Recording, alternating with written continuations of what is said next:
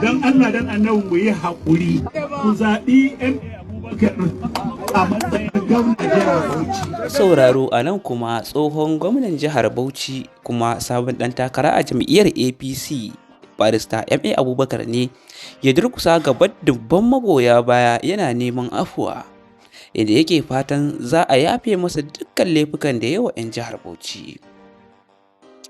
Barista M.A Abubakar dai ya nemi yafiyar al'umma ne domin sake zaɓarsa a zaben shekara ta 2027 domin ya ƙarasa tenuwarsa ta ɗaya wacce ta yi saura.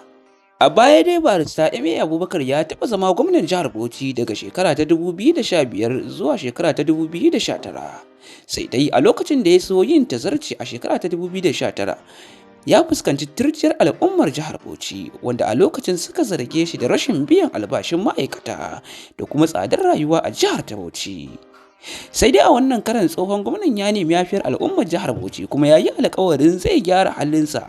Ya ce duk wani kuskure da ya yi a baya zai gyara, da ma wanda bai yi ba, da ma wanda makusantansa ne suka yi, duk zai gyara laifinsa idan an sake ba shi damar zama gwamnan jihar Bauchi.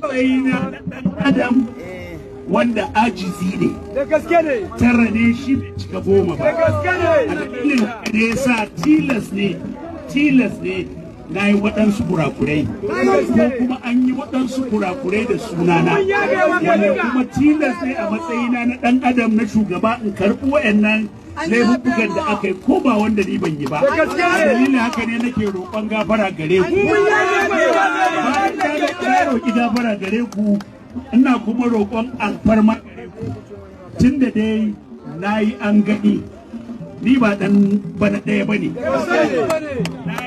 Kafin yi gwamna ma ba ayyukan da ban yi wa jihar Bauchi ba, daga matakin albashi na 8 har zuwa darakta har zuwa kwamishina wanda na yi sau 2, na yi da gwamnatin soja, na yi da gwamnatin siyasa.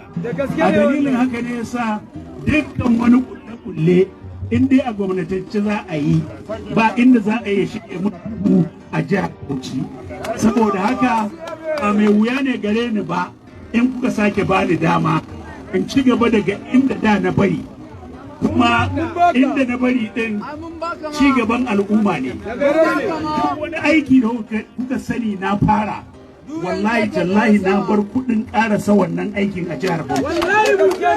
Na sake kuma roƙonku don Allah dan annabi mu yi haƙuri, kamar yadda mai magana baya ya faɗa, mulki na Allah ne mai bada shi wa wanda yake so ko a lokacin da yake so. Dalilin haka ne ko mun sani dukkan da muke neman tsayawa takarar gwamna mutum ɗaya ne zai kasance ya samu. Mutum ɗayan nan kuma in ya samu ba don kyansa ba ne ko don ƙarfinsa, Allah ne zai ga dama ya ba shi wannan matsayi. A dalilin haka in haka ya faru, don Allah da annabi wannan karo mu haɗa kanmu ga baki ɗaya.